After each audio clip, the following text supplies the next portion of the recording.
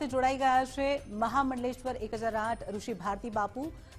સૌપ્રથમ તો કાર્યક્રમમાં આપનું સ્વાગત છે અને સૌથી પહેલા તો તમને કહેવા માંગીશ કે એક સનાતની માટે ખૂબ ગર્વની બાબત છે કે રામ મંદિર આખરે નિર્માણ પામી રહ્યું છે। એક સ્વપ્ન સમાન આ બાબત હતી, પહેલા તો આપની પ્રતિક્રિયા। જી, ગુજરાત ફર્સ્ટના માધ્યમ દ્વારા ન કેવલ ભારત વર્ષ માટે આખા વિશ્વને અને સનાતન ધર્મને ગૌરવ લઈ શકાય એવો અવસર અયોધ્યા નગરીમાં આવી રહ્યો છે। લગભગ 500 વર્ષના ઇતિહાસમાં આ ઘટના ઘટવા જઈ રહી છે 22 જાન્યુઆરી 2024ના રોજ, જેનો હર્ષોલ્લાસ આનંદ ભારત વર્ષ અને આખા વિશ્વના સનાતન ધર્મના ભાઈ બહેનો અત્યારે ઉજવી રહ્યા છે। આજની ઘડી તે રળિયામણી રે એ વાત આજે સાર્થક થઈ રહી છે અને 500 વર્ષના ઇતિહાસમાં લગભગ 4 લાખ કાર સેવકોએ બલિદાન આપ્યા છે। એની આત્મા એ દિવસે એટલી પ્રસન્ન થશે, એટલા આશીર્વાદ વર્ષાવશે કે ફરીથી રામરાજ્ય પાછું આવી રહ્યું હોય એવું અહેસાસ થશે। જી બિલકુલ ઋષિ ભારતી બાપુ, ભગવાન રામ એ શું છે એક સનાતન ધર્મી સમજી શકે અને ભગવાન રામનું આ જે મંદિર છે તે બનાવવા માટે ખૂબ લાંબી લડત ચાલી અને આખરે આજે સ્વપ્ન સમાન બાબત છે તે આજે સાચી સાબિત થઈ રહી છે, શું કહેશો? જો લગભગ 77 જેટલા યુદ્ધો અને આંદોલનો થયા અને 134 જેટલી લાંબી કાનૂની પ્રક્રિયા બાદ આ ઘટના એક ઘટવા જઈ રહી છે, ત્યારે રામરાજ્યનો ઉલ્લેખ માનસમાં કર્યો છે કે દૈહિક દૈવિક ભૌતિક તાપા રામ રાજ નહીં કાહુ વ્યાપા। રામરાજ્યમાં બધા જ સુખી હતા અને વર્તમાન સમયમાં જે કાલદંડ અત્યારે કાલખંડ ચાલી રહ્યો છે એ પ્રમાણે આપ જોઈએ તો આર્થિક સમાનતા રામરાજ્યમાં હતી, એટલા માટે સમૃદ્ધિની વાત માનસમાં કરી છે અને પરસ્પર સંબંધની વાત આવે તો માનસમાં એમ લખ્યું છે કે સબ નર કરહી પરસ્પર પ્રીતિ, અને એમાં સામાજિક સહયોગ સેવાનો ઉલ્લેખ પણ છે। અને એ સમયે તમે જુઓ તો માનસમાં લખ્યું છે કે સબ નર નારી એને કોઈ દુઃખ નહોતું અને બાલ્ય અવસ્થામાં કોઈનું મૃત્યુ નહોતું, આવું એનું સ્વાસ્થ્ય હતું, એનો પણ ઉલ્લેખ આવ્યો છે। અને સાથે સાથે એક આધ્યાત્મિક સાધના, એટલે એ સમયે કોઈને ભેદભાવ વગર એ મોક્ષના માર્ગે સાધનાને માર્ગે આગળ વધી શકતા હતા। તો આ 5 માપદંડ એ રામરાજ્યમાં ઉલ્લેખ થયો છે અને હું તો એમ કહું છું કે વર્તમાન સમયમાં 2-5 એવા કુદરતના અસ્તિત્વના સંયોગો રચાવા જઈ રહ્યા છે। આપ જુઓ કે જ્યારે શિલાન્યાસ થયો ત્યારે દેવોત્થાન એકાદશી હતી અને જ્યારે પ્રથમ કાર સેવકો ઉપર ગોળીબાર કરવામાં આવ્યો, જ્યારે આંદોલનનો પ્રારંભ થયો 1990માં ત્યારે પણ દેવોત્થાન એકાદશી હતી અને 2019માં જ્યારે જજમેન્ટ આપ્યું 8-9 નવેમ્બર ત્યારે પણ દેવોત્થાન એકાદશી હતી। એટલા માટે હું તો એમ કહું છું આ એક આકસ્મિક એક કુદરતની એક સંયોગ રચાવા જઈ રહ્યો છે। અને બીજું કે જ્યારે પ્રથમ રામલલ્લા પ્રગટ થયા ત્યારે ત્યાં જે મહંત દિગ્વિજયનાથ એના હસ્તે સૌ પ્રથમ પૂજા થઈ અને રામ જન્મભૂમિના ન્યાસના પ્રથમ અધ્યક્ષ બન્યા એ અવેધનાથજી। અને જ્યારે જજમેન્ટ આવ્યું 2019માં ત્યારે યુપીના સીએમ તરીકે યોગી આદિત્યનાથ હતા। એટલે આ દાદા ગુરુની પરંપરા સંતોની જુઓ તો એ પણ એક સંયોગ છે। અને અંગ્રેજોના સમયમાં બ્રિટિશરો એવું કહેતા હતા કે ભારતીયોને રાજ કરતા નથી આવડતું, પરંતુ આજે તમે જુઓ તો યુકેના વડાપ્રધાન તરીકે એક ભારતીય બેઠા છે અને અંગ્રેજોને શીખવાડે છે કે રાજ કેમ કરાય। અને વર્તમાન સમયમાં 5th ઇકોનોમી તરીકે ભારત આગળ વધી રહ્યું છે, એ પણ બ્રિટિશને પછાડીને આગળ વધી રહ્યું છે। તો આ પણ એક સંયોગ છે। અને સાથે સાથે રામ લલ્લા બિરાજમાન થવાના છે, એના પૂર્વે રામરાજ્ય પ્રથમ નથી થયો, સૌ પ્રથમ તમે જુઓ તો શબરીનું સન્માન થયું છે અને સુગ્રીવનો રાજ્યાભિષેક થયો, વિભીષણનો રાજ્યાભિષેક ભગવાન રામચંદ્રજી કર્યો અને પછી રાજ્યાભિષેક રામજીનો થયો છે। એટલે વર્તમાન સમયમાં તમે જો તો રામનાથ કોવિંદજીને રાષ્ટ્રપતિ બનાવ્યા, એ એસસી સમાજમાંથી આવતા.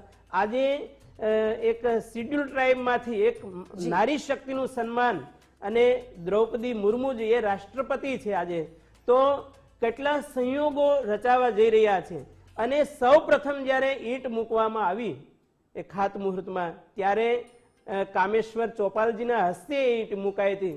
એટલા માટે એક સામાજિક સમરસતાનું પણ વાતાવરણ સર્જવા રહ્યું છે. આ પણ એક સંયોગ છે. તો આપણે જોઈ શકીએ છીએ કે આમાં વ્યક્તિ માત્ર નિમિત્ત છે, બાકી ભગવાન રામચંદ્રજીના ઈશારા પ્રમાણે જ ફરી પાછું રામરાજ્ય સ્થપાવા જઈ રહ્યું છે, જેનું ગૌરવ દરેક ભારતીયોએ અને ખાસ કરીને સનાતન ધર્મના ભાઈ બહેનોએ લેવું જોઈએ.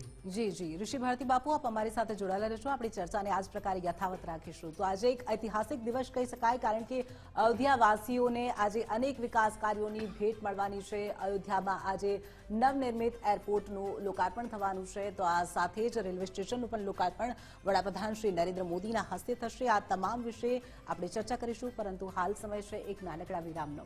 આપ જોતા રહો ગુજરાત ફર્સ્ટ.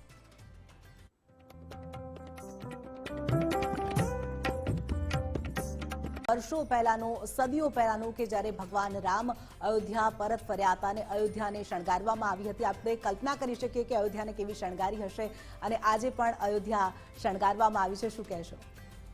જો રામ મંદિરનું નિર્માણ થઈ રહ્યું છે, એમાં 4 પડાવ આપ જુઓ તો બહુ મહત્વના છે. એક તો 1949માં હિન્દુઓને ખ્યાલ આવ્યો કે અહીં રામલલ્લાનું મંદિર હતું, અને એ આંદોલનો થયા, યુદ્ધો થયા, અને 1992માં બીજો પડાવ હતો કે બાબરી મસ્જિદને તોડવામાં આવી, અને ત્રીજો પડાવ હતો 2019 જે 8-9 નવેમ્બરના રોજ સુપ્રીમ કોર્ટથી જજમેન્ટ મળ્યું કે આ ભૂમિ એ રામલલ્લાની છે. અને આ ચોથો ને આખરી પડાવ છે 22 જાન્યુઆરી 2024નો, કે જેમાં સનાતન ધર્મના ભાઈ બહેનોને એક ગૌરવ લઈ શકાય એવી ક્ષણ આવી રહી છે. અને આપણા શાસ્ત્રોમાં એવું કીધું છે કે રાજા કેવો હોય, એના મુખિયા કેવા હોય. આમ તો ભારત વર્ષમાં ઘણા એવા રાજાઓ થયા કે એના સમયમાં સુવર્ણ યુગ તરીકે ઓળખાતો. જેમ રામચંદ્રજી ભગવાન હતા તો એ સમયે રામરાજ્યની વખાણ થતા, તો અત્યારે પણ એ થવા જઈ રહ્યું છે. ચંદ્રગુપ્ત મૌર્ય, અશોક સમ્રાટ, વિક્રમાદિત્ય, એવા ઘણા રાજાઓ થયા કે એ સમયમાં એક સુવર્ણ યુગ તરીકે એનો ઇતિહાસ લખાયો છે. એમ વર્તમાન સમયમાં હું તો એમ કહું છું કે નરેન્દ્રભાઈ મોદીના શાસનમાં આ એક સુવર્ણ યુગ લખાવા જઈ રહ્યો છે. એક સમય એવો હતો, અને જે તે સમયના સત્તાધીશો, નેતાઓ એવું કહેતા કે રામલલ્લાની જગ્યા છે ત્યાં પરિંદા પર ભી નહીં માર શકતે. અને આજે રામલલ્લાનું મંદિર પણ તૈયાર થવા જઈ રહ્યું છે. અને જે રાજાના લક્ષણો લખ્યા છે એ નરેન્દ્રભાઈ મોદીના જીવનમાં ચરિતાર્થ થઈ રહ્યા છે. અને જેમ ચાણક્યએ કીધું છે કે પ્રજા સુખે સુખમ રાજ્ય પ્રજાનાંચ હિતે હિતમ નાત્મ પ્રિયમ હિતમ રાજ્ય પ્રજાનાંતુ હિતમ પ્રિયમ.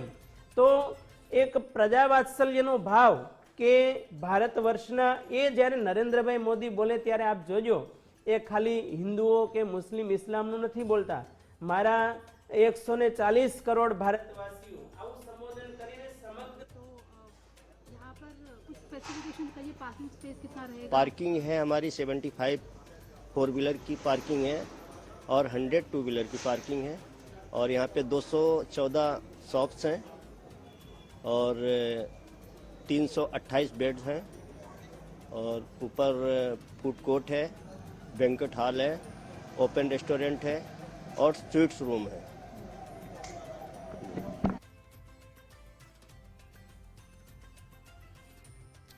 જી મહારાજ, જે મુશ્કેલ લાગતું કાર્ય હતું તે ફરીથી એકવાર થઈ રહ્યું છે. ભગવાન રામનું જ્યારે મંદિર બની રહ્યું છે, તેમાં વડાપ્રધાન નરેન્દ્ર મોદીની ભૂમિકાની વાત કરીએ, શું કહેશો? જો નરેન્દ્રભાઈ મોદી જ્યારે ગુજરાતના સીએમ હતા ત્યારથી માંડીને વડાપ્રધાન પદે બેઠા છે ત્યાર સુધીના આપ એના કાલખંડમાં જુઓ તો ભારત વર્ષનો ડંકો આજે આખા વિશ્વમાં વાગી રહ્યો છે. અને મોદી હે તો મુમકિન હે આ વાત સિદ્ધ થઈ રહી છે અને વર્તમાન સમયમાં મોદીની ગેરંટી પર પણ ભારતવાસીઓ વિશ્વાસ કરી રહ્યા છે. કારણ કે જે માનસમાં 3 પ્રકારના રાજાઓ લખ્યા છે એમાંથી ત્રીજો પ્રકાર છે કે એ વ્યક્તિ બોલે એના કરતાં કાર્યો કરી બતાવે છે. માત્ર પરોપદેશે પાંડિત્યમ એવું નથી. એટલા માટે આખા વિશ્વને ગૌરવ લઈ શકાય એવું કાર્ય નરેન્દ્રભાઈ મોદી સાહેબ કરી રહ્યા છે. અને સ્ટેચ્યુ ઓફ યુનિટી તમે જુઓ, 370ની કલમ હટાવી અને આ 500 વર્ષની એક સમસ્યા હતી એ રામ મંદિરની, તો એ પણ કાર્ય અત્યારે સિદ્ધ થવા જઈ રહ્યું છે. તો એક વિશ્વ લીડરશિપ કરી શકાય. અને G20 તમે જો ત્યારે તો આખા વિશ્વમાં ભારતનો દબદબો, ભારતનો મહિમા એ બધા જ લોકો ગાન કરી રહ્યા હતા. એટલે નરેન્દ્રભાઈ મોદી જે કાર્યો કરી રહ્યા છે એનું ગૌરવ દરેક ભારતવાસીઓને થવું જોઈએ. અને સનાતન ધર્મના કાર્યોમાં તો નરેન્દ્રભાઈ મોદી તમે જુઓ તો કેટલાય મંદિરોનો જીર્ણોદ્ધાર કર્યો છે. કાશી કોરિડોર ઓપનિંગ હોય કે ઉજ્જૈન મહાકાલ હોય, ગુજરાતના તમે જો પાવાગઢ હોય, જુનાગઢ હોય, અંબાજી માતાનું મંદિર હોય, આવા અનેક મંદિરોના જીર્ણોદ્ધારનું કાર્ય નરેન્દ્રભાઈ મોદી વડાપ્રધાન બન્યા ત્યારથી આવા કાર્યો થઈ રહ્યા છે. તો જેનું ગૌરવ, હું તો કહું, અમુક લોકો એમ કહેતા હતા કે મંદિર વહીં બનાએંગે લેકિન તારીખ નહીં બતાએંગે. તો હું એમ કહું કે જ્યારે 22 જાન્યુઆરી 2024માં રામ મંદિર ભગવાન રામલલ્લા બિરાજમાન થઈ જશે ત્યારે જે ભારત વિરોધી, સનાતન વિરોધી અને નરેન્દ્રભાઈ મોદીના જે વિરોધી છે એ લોકોની બોલતી તો પછી બંધ થઈ જવાની છે. એટલે દુશ્મનોએ પણ નરેન્દ્રભાઈ મોદીના કાર્યોને વખાણ કરવા પડે. જી મહંત, કોઈક સમયે જ્યાં આપણા ભગવાન રામ રહેતા હતા તે જગ્યાએ ભગવાન રામના દર્શન કરવા એ ખૂબ ઉત્સુકતાની વાત છે. તમામ લોકો દેશ અને વિદેશમાંથી અહીંયા દર્શન કરવા તો આવવાના જ છે.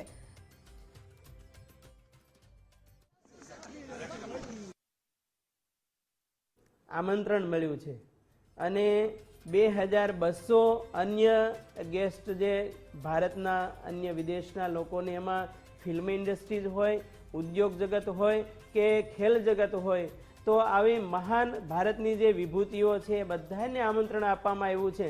અને મને એક વાત જાણીને ખૂબ ખુશી થઈ કે ભાજપના જે વિરોધ પક્ષના લોકો છે તો એને સોનિયા ગાંધીજી હોય, મલ્લિકાર્જુન ખડગેજી હોય, તો એને પણ આમંત્રણ આપવામાં આવ્યું છે. આ ભાજપની અને નરેન્દ્રભાઈ મોદીની કેટલી ઉદારતા છે કે એક સમયે જે લોકો વિરોધ કરી રહ્યા હતા એ લોકોને પણ આમંત્રણ આપવામાં આવે છે અને એ લોકોએ આમંત્રણ સ્વીકાર્યું છે. અને આવે તો આ દેશ માટે ને સનાતન ધર્મ માટે ખૂબ ગૌરવ લેવા જેવી વાત છે. જી બિલકુલ. આ જગ્યાએ પ્રવાસનને વેગ મળે તે હેતુથી આજે વડાપ્રધાન એરપોર્ટ અને રેલવે સ્ટેશનનું પણ લોકાર્પણ કરશે. પ્રવાસનને વેગ મળશે, આ શું કહેશો?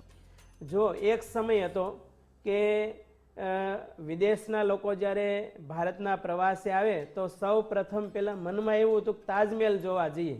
પરંતુ આજે આખો કોન્સેપ્ટ બદલી ગયો છે કે હવે ભારતમાં જવું છે તો આપણે સૌ પ્રથમ રામલલ્લાના દર્શન કરવા જઈએ. આ એક પરિવર્તન આવ્યું છે. અને ભારતના પ્રવાસન ક્ષેત્રને અને ખાસ કરીને દેશમાં જે એવી ઐતિહાસિક તીર્થસ્થાનો હતા, એવી જગ્યાઓ હતી, એનું ડેવલપમેન્ટ નરેન્દ્રભાઈ મોદીના શાસનમાં થઈ રહ્યું છે, જેનું ગૌરવ આજે વિશ્વના લોકોને પણ થઈ રહ્યું છે. અને હું મારો એક અનુભવ કહું કે જ્યારે છેલ્લે 2016માં મસ્કતના પ્રવાસે જવાનું થયું ત્યારે હું ત્યાં મસ્કતમાં એક બહુ મોટો મોલ છે, એમાં મેં અરુણભાઈ સોની છે એના શોરૂમે મેં બેઠા હતા અને મેં સહજ પૂછ્યું કે નરેન્દ્રભાઈ મોદી 2014માં વડાપ્રધાન બન્યા તો એની અસર અહીં તમને કોઈને દેખાય છે? એટલે એણે અરુણભાઈએ એટલું કીધું કે બાપુ કે અમે 2014 પહેલાં જ્યારે એરપોર્ટ ઉપર જતા ત્યારે 3 શબ્દો સાંભળવા મળતા. એક તો India dirty country, poor country ને હોટ કન્ટ્રી. પરંતુ એરપોર્ટ ઉપર જાય એટલે અમને જોઈને લોકો આમ એક શું કહેવાય તિરસ્કાર વૃત્તિથી અમને જોતા. પણ 2014 પછી એટલું પરિવર્તન આવ્યું. એરપોર્ટ ઉપર અમે જઈએ કે વી આર ઇન્ડિયન્સ તો લોકો ઉલટાને રિસ્પેક્ટ કરતા થયા છે. આનું કારણ કે નરેન્દ્રભાઈ મોદી આવ્યા પછી દેશની વિદેશ નીતિ પણ એટલી પાવરફુલ થઈ છે કે આખા વિશ્વમાં ભારતનું ગૌરવ વધાર્યું છે. અને વિશ્વના જે પ્રવાસીઓ પહેલા ઓછી સંખ્યામાં આવતા એને બદલે હવે ભારત તરફ આકર્ષાયા છે, જેનું શ્રેય નરેન્દ્રભાઈ મોદીને જાય છે. જી બિલકુલ મન, જેમ આપે વાત કરી કે અત્યાર સુધી લોકો જ્યારે પણ આવતા તાજમહેલ જોવા જવાની વાત કરતા હતા, પરંતુ હવે રામલલ્લાના દર્શન કરશે, આપણા માટે ગર્વની બાબત કહેવાય. આ સાથે જ છેલ્લા કેટલાક સમયથી સનાતન ધર્મમાં લોકોનો વિશ્વાસ વધી રહ્યો છે, સનાતન ધર્મીઓમાં હવે વિશ્વાસ વધી રહ્યો છે, શું કહેશો? જો આપણો સનાતન ધર્મ અનાદિકાળથી છે, પરંતુ ક્રિશ્ચિયાનિટી તમે જુઓ તો 2023 અને આજે 140 કરોડનું પોપ્યુલેશન ને 130 દેશોમાં જેનું સામ્રાજ્ય છે. અને મુસ્લિમ ધર્મ તરફ તમે ડોક્યુ કરો તો 1500 વર્ષ થયા છે. અને 190 કરોડનું પોપ્યુલેશન અને 57 દેશોમાં જેનું સામ્રાજ્ય છે. આજે બુદ્ધિસ્ટ હોય તો એને 2500 વર્ષ થયા છે, 50 કરોડનું પોપ્યુલેશન અને 10 જેટલા દેશોમાં બુદ્ધિસ્ટ લોકો છે. પરંતુ ભારતમાં સનાતન ધર્મ પ્રત્યે એક પ્રકારની સૂગ હતી અને એક સમાજ ભેદ આવ્યો, સંપ્રદાય ભેદ આવ્યો, વધારે પડતી અહિંસા આવી, એક નિષ્ક્રિયતાવાદ આવી, નબળી ગૃહનીતિ રહી, નબળી વિદેશ નીતિ રહી. આવા કારણોને લીધે સનાતન ધર્મને ભારત પ્રત્યે એક જે ફૂગ હતી એ અત્યારના કોન્સેપ્ટમાં નીકળી ગઈ છે. અને નરેન્દ્રભાઈ મોદીએ આજે 125 કરોડ સનાતનીઓ આખા વિશ્વમાં ફેલાયેલા છે અને આપણી ભારતીય સંસ્કૃતિ અનાદિકાળથી ચાલી આવે છે. અને ડેવિડ ફોલી તો એમ કીધું હતું કે જબ પૂરી દુનિયા में अंधकार छाया हुआ था तब भारत में ज्ञान के गुरुकुल चल रहे थे. અને બ્રિટિશરો જ્યારે આવ્યા એની પૂર્વેનો ઇતિહાસ તમે તપાસો, 7,36,000 જેટલા ગુરુકુલો, અર્થાત એક ગામડામાં ગુરુકુલો અને 18 જેટલા વિષયો ભણાવવામાં આવતા હતા. તો આવી ભારતીય સંસ્કૃતિનું ગૌરવ આખા વિશ્વમાં લેવાતું હતું અને વિદેશના લોકો અહીં નાલંદા અને તક્ષશિલા જેવી યુનિવર્સિટીમાં જ્ઞાન લેવા આવતા હતા. આવો ભારતનો દબદબો આખા વિશ્વમાં એક સમય હતો. પરંતુ 1500 વર્ષની ગુલામીના કાળખંડમાં આપણે ગુલામ રહ્યા. ભારતના ઇતિહાસને, ગૌરવભર્યા ઇતિહાસને સાઈડમાં મૂકવામાં આવ્યો. અને જ્યારે જે અંગ્રેજ વખતના એક શિક્ષણવિદ હતા મૈકાલે, એણે એમ કીધું, જ્યારે એણે ભારતનો પ્રવાસ કર્યો ત્યારે ભારતની પરિસ્થિતિ જોઈને એણે એમ કીધું હતું કે ભારત को गुलाम बनाना नामुमकिन है, अगर यहाँ की शिक्षण व्यवस्था को बदल दी जाए तो भारत को गुलाम बनाना मुमकिन है. અને એ લોકોએ કોન્વેન્ટ જેવી સ્કૂલો ફ્રીમાં એજ્યુકેશન ચાલુ કર્યું. એટલે પછી એણે એમ કીધું કે यहाँ आने वाले दिमाग से तो हर भारतीय होंगे, लेकिन यहाँ से निकलने वाले सब अंग्रेजित होंगे. ને એ લોકોએ કરી બતાવ્યું. એટલે આપણે વર્ષો સુધી ગુલામ રહ્યા. પરંતુ નરેન્દ્રભાઈ મોદી આવ્યા પછી શિક્ષણ વ્યવસ્થાની આખી સિસ્ટમ બદલી ગઈ. અને તમે જુઓ, લગભગ 100 કરતાં પણ મન કી બાતને એપિસોડ આપણા વડાપ્રધાને કર્યા છે. અને અલગ અલગ ક્ષેત્રની જે મહાન વિભૂતિઓ છે જેને કોઈ ભારત અથવા વિશ્વ ઓળખતું નહોતું, એવી અમુક પ્રતિભાઓને બહાર લાવ્યા, અમુક એવા સ્થળોને બહાર લાવ્યા કે જેનું ગૌરવ ન કેવળ ભારત વર્ષને પરંતુ આખા વિશ્વ અત્યારે એનો ગૌરવ લઈ શકે છે. અને એનું શ્રેય પણ નરેન્દ્રભાઈ મોદીને જાય છે. બિલકુલ મહંત, ખૂબ સાચી વાત છે. આ સાથે જ અયોધ્યામાં ન માત્ર રામ મંદિર બનાવવામાં આવી રહ્યું છે, પરંતુ ત્યાં જે મૂર્તિ લગાવવામાં આવશે, જે ધજા છે, ત્યાંના પથ્થરો છે, તમામ બાબતોમાં ઝીણામાં ઝીણી ચકાસણી કરવામાં આવી રહી છે, ખૂબ ધ્યાન રાખવામાં આવી રહ્યું છે. શું કહેશો? જો એક બાબતમાં તો ગૌરવ લે કે ભારતના વડાપ્રધાન આપણા ગુજરાતી છે, એનું ગૌરવ દરેક ગુજરાતીને હોવું જ જોઈએ.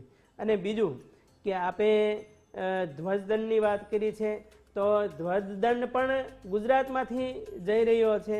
અને એ સંબંધે જોઈએ તો ગુજરાતનો સંબંધ તો હંમેશા અયોધ્યા સાથે જોડાયેલો જ રહેશે. અને 2-5 દિવસ પહેલાં પણ અમે બધાય સંતો ગોતા ગયેલા અને શાસ્ત્રોક્ત વિધિ પ્રમાણે ધ્વજદંડની પૂજા પણ થઈ. અને ત્યાં કટોસણ રાજ દરબાર ઇન્દ્રજીતસિંહજી ઝાલા અને ભરતભાઈ મેવાડા, જેની ફેક્ટરીમાં આ ધ્વજદંડ તૈયાર થઈ રહ્યો છે, લગભગ 7.5 કરોડ ઉપરનું બજેટ એનું તૈયાર થયું છે. આવડી મોટી સેવા પણ ગુજરાતે કરી છે, તો એનું ગૌરવ દરેક ગુજરાતીઓને થવું જ જોઈએ. જી જી, સૌથી જૂનો ધર્મ સનાતન ધર્મ છે, જેમ આપે કહ્યું તે પ્રકારે જ. પરંતુ સનાતન ધર્મીઓ ઘણીવાર બીજા ધર્મની પાછળ ભાગતા હોય છે, પોતાના ધર્મની જે તાકાત છે તેને ઓળખી શકતા નથી. શું કહેશો?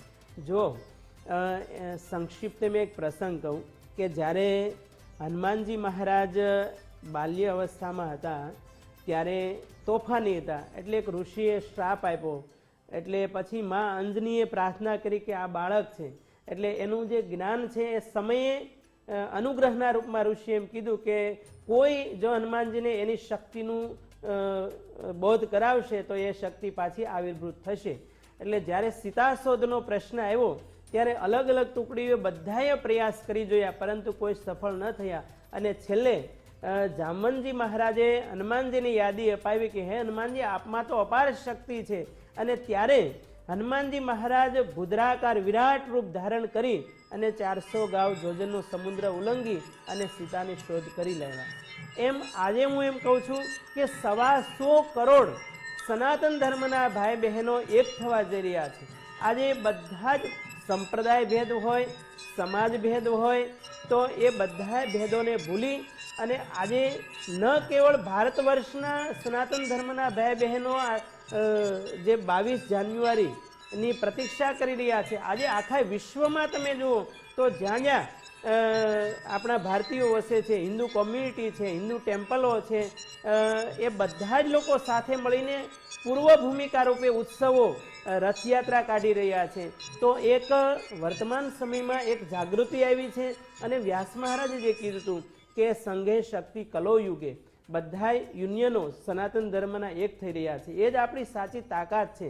અને એક જાગૃતિ આવી છે. એક આમ તમે જો તો પ્રાચીન સમયમાં હિન્દુઓ 3 કેટેગરીમાં લાઈફ જીવતા હતા. એક તો સામાન્ય લાઈફ, જેમ આપણા શાસ્ત્રોમાં કીધું છે કે આહાર નિદ્રા ભય મેથુનમ ચ સમાનમે તત્ પશુભિ નરાણમ, આ એક સામાન્ય લાઈફ સ્ટાઇલ હતું હિન્દુનું. પછી બીજો વર્ગ છે, એમાં સેક્યુલરિઝમ આવ્યું, પણ એમાં દાંભિક સેક્યુલરિઝમ કે અમુક લોકોને ભાઈ ભાઈની વાત આવી, પરંતુ જ્યારે હિન્દુ ઉપર ખતરો આવે ત્યારે ભાઈ ભાઈની વાત ભૂલાઈ જાય છે. એટલે એનું પોષણ કરનારો પણ એક વર્ગ રહ્યો છે. એટલે એ દાંભિક સેક્યુલરિઝમમાં પણ એ સમયે 50% હું તો કહું લાઈફ જીવતો હશે. પરંતુ વર્તમાન સમયમાં ગર્વ સે કહો હમ હિન્દુ હે, જે સ્વામી વિવેકાનંદે ઘોષણા કરી હતી, એ પ્રમાણે આજે હું તો કહું 40%થી પણ અપ થયું છે. જે અમે સનાતની, અમારા ધર્મ પ્રત્યે અમે ગૌરવ લઈએ છીએ એવું કહેનારા હિન્દુ ભાઈ બહેનોની સંખ્યા અત્યારે અપ થઈ રહી છે. અને જે શાસ્ત્રોમાં ઉદ્ઘોષણા કરી હતી કે એતદ દેશ પ્રસૂતસ્ય સકાશાદગ્ર જન્મનઃ સ્વમ સ્વમ ચરિત્રમ શિક્ષેરન પૃથિવ્યામ સર્વે માનવાહ, આવા સંતો, મહંતો, વિદ્વાનો, દેશપ્રેમી રાજનીતિ, એને લીધે આજે સનાતન ધર્મનું ઉત્થાન ખૂબ ઝડપથી થઈ રહ્યું છે. અને એક સમય એવો હતો કે શું હિન્દુમાં રહેવું, એક નમાલાપણું, એક માયકંગલાપણું હતું. એના બદલે આજે અમે પણ શેર છીએ, સિંહ છીએ, ગૌરવ સાથે આપણે હિન્દુ ધર્મની વાત કરી શકીએ છીએ. અને એનું ગૌરવ વિશ્વના અન્ય ધર્મના લોકો પણ અત્યારે લઈ રહ્યા. અને સૌપ્રથમ વાત એ પૂછવી છે કે અયોધ્યા મંદિર, કરોડો શ્રદ્ધાળુઓ જે દિવસની રાહ જોઈ રહ્યા હતા, આખરે એ દિવસ ખૂબ વધારે નજીક છે અને સૌ ભારતીયો ધન્યતાની પળ તરફ આગળ જઈ રહ્યા છે. જી, ગુજરાત ફર્સ્ટના માધ્યમ દ્વારા કહું કે આ 500 વર્ષના ઇતિહાસમાં જે કાર સેવકોએ બલિદાનો આપ્યા છે, હું તો એ મહાપુરુષોને પણ આજે યાદ કરું કે બાબા વૈષ્ણવદાસ હોય, મહેશ્વરાનંદજી મહારાજ હોય કે રામચરણદાસજી મહારાજ હોય, કે જેણે અંગ્રેજોએ પણ એક વખતે ફાંસીએ ચડાવી દીધા. અને સનાતન ધર્મના બધા જ કાર સેવકોએ બલિદાનો આપ્યા છે. પરંતુ એક વાત એ કરવી છે આજે કે અમર અલી નામના મુસ્લિમે પણ આ રામ મંદિર તૈયાર થાય એના માટે અંગ્રેજોના સમયમાં પોતાનું જીવનનું બલિદાન આપ્યું હતું. અને આગળ વધીએ તો લાલકૃષ્ણ અડવાણીથી માંડી અને વર્તમાન સમયમાં નરેન્દ્રભાઈ મોદીના પ્રયાસોથી અને યુપી સરકાર યોગી આદિત્યનાથજી ત્યાંના સીએમ એના પ્રયાસોથી અને ખાસ કરીને વર્ષો સુધી આ પ્રતીક્ષા આપણે કરી રહ્યા હતા અને અમુક લોકો જે દેશ વિરોધી અને સનાતન વિરોધી તત્વો હતા એની પણ બોલતી બંધ થઈ જશે અને ન કેવળ ભારતવાસીઓને પરંતુ આખા વિશ્વમાં વસેલા 125 કરોડ હિન્દુ ભાઈ બહેનો આજે ગૌરવ લઈ રહ્યા છે અને જેનો શ્રેય હું તો કહું યોગી આદિત્યનાથજી એમના દાદા ગુરુ દિગ્વિજયસિંહજી મહારાજે પ્રથમ રામલલ્લાની પૂજા કરી હતી અને 2019માં પોતે જ્યારે સીએમ હતા ત્યારે હું તો એમ કહું અસ્તિત્વ એને સંકેત કર્યો છે કે તમે ન કેવળ રામલલ્લાની પરંતુ આખા યુપીની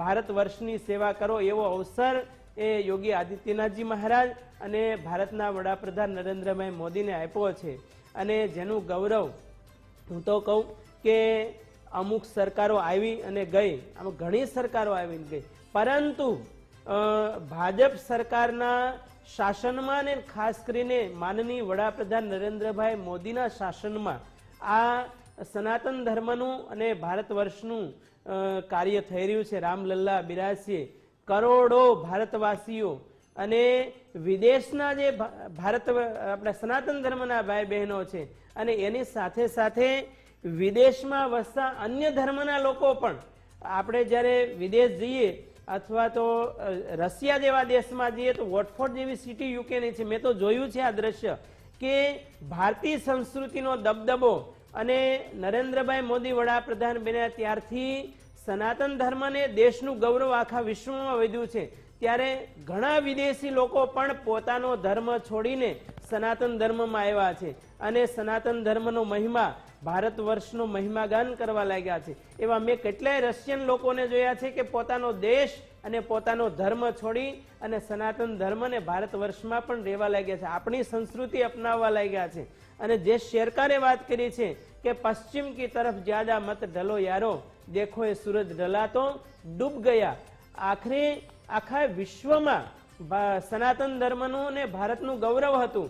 એ ક્ષણ, એ દિવસ, એ ઇતિહાસ વળી દોહરાવા જઈ રહ્યો છે, જેનું ગૌરવ દરેક સનાતન ધર્મના ભાઈ બહેનોએ લેવું જ રહ્યું. જી બિલકુલ બાબુ, જે પ્રકારે આપે કહ્યું સનાતન ધર્મની તરફ હવે લોકો વળી રહ્યા છે ત્યારે એક વાત ચોક્કસથી યાદ આવી રહી છે કે સનાતન ધર્મ, આપણો જે સનાતન ધર્મ છે એ હંમેશા ને હંમેશા બાળકોથી લઈ અને તમામ વ્યક્તિને એક વાત શીખવતો આવ્યો છે અને એ વાત એવી છે કે જ્યારે જ્ઞાન આપવાની વાત હોય ત્યારે સનાતન ધર્મે હંમેશા કહ્યું છે કે વિસ્તાર કરતા વિચાર મહત્વનો છે અને સંપત્તિ કરતા સુશાસન મહત્વનું છે અને એટલે ને એટલે જ કદાચ સનાતન ધર્મ આટલો ઉપર છે અને લોકો પણ સનાતન ધર્મની તરફ વળી રહ્યા છે. જો આપણી ભારતીય સંસ્કૃતિમાં હું તો કહું અમુક જે વાત સનાતન ધર્મે કરી છે, કોઈ ધર્મે આવી કોઈ હું તો કહું ધર્મ બીજા છે જ નહીં, બીજી પરંપરાઓ છે અથવા તો સંપ્રદાય છે. આ વિશ્વમાં સનાતન ધર્મ જ એક ધર્મ છે જેને સંસ્કૃતમાં એમ કીધું ધ્રુવ ધારણ પોષણીયો હો ઇતિ ધાતો નિષ્પન્નો એમ ધર્મ શબ્દ, જે સમગ્ર સૃષ્ટિને ધારણ કરે એક અસ્તિત્વના રૂપમાં, પ્રાણના રૂપમાં ધર્મને કીધો છે. કોઈ પરંપરા, કોઈ રીતિ રિવાજ એ તો નાની નાની માન્યતાઓ છે. અને સનાતન ધર્મએ જે વાત કરી છે કે કૃણવંતો વિશ્વમાર્યમ સર્વે ભવંતુ સુખીનઃ, આવી વાત કરનાર કોણ છે? અને ગીતામાં તો કૃષ્ણે ઘોષણા કરી છે કે સર્વે ભૂત હિતે રતાહ, ન કેવળ ભારત માટે, ન કેવળ સનાતન ધર્મ માટે પરંતુ આખા વિશ્વમાં જે લોકો વસી રહ્યા છે એના કલ્યાણની, મોક્ષની વાત કરી છે. અને જે ઉદાર વિચારધારાવાદી સનાતની સંતો હતા એણે તો એમ કીધું કે અયમ નિજ પરોવેતી ગણના લઘુ ચેતસામ ઉદાર ચરિતાનામ તું વસુધૈવ કુટુંબકમ. આ પૃથ્વી એક આપણો પરિવાર છે, આવી ઉદ્ઘોષણા માત્ર સનાતન ધર્મમાં જ થઈ શકે અને એટલા માટે સમગ્ર વિશ્વના કલ્યાણની વાત પણ સનાતન ધર્મમાં થઈ છે. અને જે ભારતમાં જે મહાપુરુષો થયા છે એમાં અમુક લોકો વર્તમાન સમયમાં પણ ટીકા ટિપ્પણીની વાત કરી રહ્યા છે કે અમુક આ સમય જે 22 જાન્યુઆરી 2024નો જે દિવસ છે એ પણ બરાબર નથી, અમુક લોકોના હસ્તે ન હોવું જોઈએ. પરંતુ હું તો એમ કહું છું કે જે લોકો ટીકા ટિપ્પણી કરી રહ્યા છે એને એટલું સમજવું જોઈએ કે 500 વર્ષ સુધી આ લડાઈ લડતા આવ્યા છે અને જે ક્ષણ, જે દિવસ આવી રહ્યો છે એને સમગ્ર દુનિયા અત્યારે વધાવી રહી છે તો જે બબૂચકો છે, હું તો કહું જેની પાસે ઉદાર વિચારધારા નથી, એ લોકો આવી સંકીર્ણ વાતો કરી શકે. બાકી એક સમય હતો કે ભારતમાં વિશ્વના બધા જ લોકો અહીં જ્ઞાન લેવા આવતા હતા. બિલકુલ, હા. જી બાબુ, જે પ્રકારે આપણે કહ્યું કે વિશ્વના બધા જ લોકો અહીંયા જ્ઞાન લેવા આવતા હતા, કારણ કે ભારતની સંસ્કૃતિ જે છે ઓમ આનો ભદ્રા, અર્થાત સમગ્ર વિશ્વના સારા એવા વિચારોને આત્મસાત કરવાની તૈયારી ભારત વર્ષે બતાવી છે. અને એટલે જ સિરિયન હોય, ગ્રીક હોય, સુમેરિયન હોય, પર્શી હોય, આ બધા જ વિદ્યાર્થીઓ ભારત આવતા નાલંદામાં વસુધૈવ કુટુંબકમની ભાવનાને લઈને જતા હતા. એ આપણા સંસ્કૃતિની ભવ્યતા છે, એ મહાનતા છે. અને આજે ફરી એકવાર ખૂબ ગર્વ થઈ રહ્યો છે, કારણ કે એ સંસ્કૃતિ ફરી એકવાર આપણા ભારતમાં જે ક્યાંક લોકો દ્વારા ભાંગવાની કોશિશ કરવામાં આવી હતી એ ઊભી થઈ રહી છે અને એટલી જ સક્ષમતાથી, એટલા જ જોમ જુસ્સાથી આગળ વધી રહી છે. બાપુ, સાથે સવાલ એ પણ થઈ રહ્યો છે કે અયોધ્યા ધામ, બહુ બધી જે અલગ અલગ વાતો છે, વિશાળતા છે, આ બધી જ વસ્તુને સમાવેશ કરતું એટલે અયોધ્યા ધામ. પરંતુ અયોધ્યા જે શબ્દ છે એનું પણ એક અલગ જ મહાત્મ્ય છે, એ વિશે આપ સમજાવશો. જો એક અર્થશાસ્ત્રી છે, એંગ્લો મેડિસન, નામ ન ભૂલતો હોય તો, અને એને આખા વિશ્વનો જીડીપીનો અભ્યાસ કરવાનું કામ સોંપવામાં આવ્યું. અને એ માણસનું આ સ્ટેટમેન્ટ છે કે 0 ઈસવીસનથી 1499 સુધીના ઈસવીસનમાં એક બાજુ આખી દુનિયા અને એક બાજુ ભારત, અને ભારતનો એ સમયે 2/3 એટલે 66% જીડીપી આખા વિશ્વમાં ભારતનો હતો. તો હું એમ કહું કે આ દેશમાં જે રાષ્ટ્રભક્તિ કવિઓએ ગાયું છે કે જહાં ડાલ ડાલ પર સોને કી ચિડિયા કરતી હૈ બસેરા, તો એ વાત સાર્થક હતી. અને એટલા માટે ભારત બધા જ ક્ષેત્રોમાં આગળ હતું. પરંતુ અહીં મૈકાલો જેવા આ દેશમાં એવા ઇતિહાસકારો થયા જેણે દેશ સાથે ગદ્દારી કરી, અને ભારતનો ગૌરવંતો ઇતિહાસ હતો, જે પ્રતિભાવો હતી એ ઇતિહાસને સાઈડમાં કરી દેવામાં આવી. અને અમુક જે મહાન શોધ થઈ હતી આ દેશમાં એને પણ ચોરી ચૂપીથી એ બીજા લોકોના નામે ચડાવી દેવામાં આવી. દાખલા તરીકે તમે જુઓ તો ગ્રેવિટી ફોર્સનો નિયમ એમ કહીએ છીએ આપણે કે ન્યૂટને શોધ્યો, પરંતુ આ વાત એકદમ ગલત છે.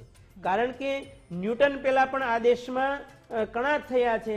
એણે વર્ષો પહેલા ન્યૂટનની ગ્રેવિટી ફોર્સની ગુરુત્વાકર્ષણની થિયરી આપી હતી કે આદ્ય પતના અસમવાય કારણમ ગુરુત્વમ. આ વ્યાખ્યા આખા વિશ્વમાં પ્રથમ આપનાર આપણા ભારતના ઋષિ મુનિ હતા. અને બીજું કે આપણે એવું એક વર્ષોથી સાંભળતા આવીએ છીએ કે પ્લેનની શોધ રાઈટ બંધુએ કરી હતી, પરંતુ 1885માં ચોપાટી મુંબઈ શિવકર તળપદે બાપુ થયા. લગભગ 1000 જેટલા લોકો હતા, એની હાજરીમાં સૌ પ્રથમ પ્લેન ઉડાડનાર આપણા ભારતીય હતા. આપણે પુષ્પક વિમાનની વાત તો રામાયણમાં કરીએ છીએ, પરંતુ આધુનિક યુગમાં પ્લેન શોધનાર, પ્લેન ઉડાડનાર પણ આપણા ભારતીય હતા. આ એક દ્રષ્ટાંત છે. પરંતુ આવા ઘણા ક્ષેત્રોમાં આવું થયું છે કે સાહિત્યિક ક્ષેત્રે પણ આપણા ભારતીયોને અન્યાય થયો છે. અમુક વિભૂતિઓને પણ સાઈડમાં કરવામાં આવી, એ પણ એક અન્યાય થયો છે. અને નરેન્દ્રભાઈ મોદી વડાપ્રધાન બન્યા ત્યારથી ફરીથી દોહરાવું છું કે જે મહાન પ્રતિભાઓ હતી આપણા દેશની, જેને ભારતના લોકો ભૂલી ગયા હતા, અને જે મહાન તીર્થ સ્થાનો હતા અથવા એવા ઐતિહાસિક સ્થાનો હતા જેને અમુક લોકોએ જાણી જોઈને બહાર લાવવાના પ્રયાસો ન કર્યા, અને એ કાર્ય નરેન્દ્રભાઈ મોદીએ કર્યું. અને એ ક્ષેત્રોને ટુરિઝમ ક્ષેત્રે એટલા આગળ વધાર્યા